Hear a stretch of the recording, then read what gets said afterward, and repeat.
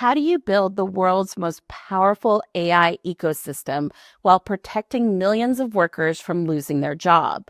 That's the question at the center of a major policy fight happening right now in Washington.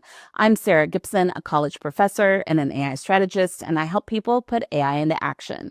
The current administration has made AI leadership a national priority with the goal of building what they call the largest, most innovative AI ecosystem in the world. The argument is straightforward. If the US doesn't move fast, China will dominate this technology, and that has serious national security implications.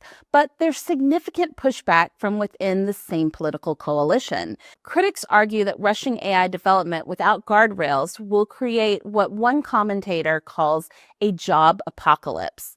And they're pointing to specific predictions to make their case.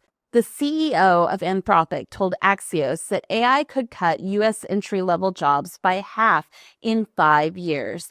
That's not marginal impact. That's a restructuring of how people enter the workforce. So we have two camps. One side says speed is essential because this is the race against geopolitical competitors. The other side says speed without regulation is reckless because the economic disruption will be catastrophic. And both sides have a point. Here's what makes this really interesting from a policy perspective.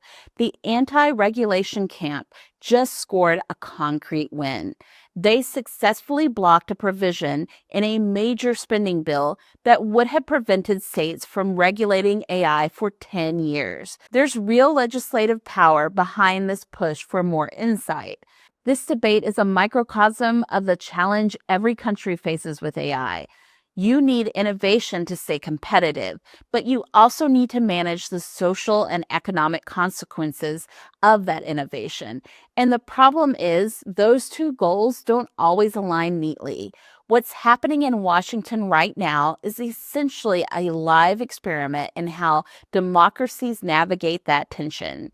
Do you prioritize speed and accept disruption, or do you slow down and build protections knowing that might cost you the competitive edge?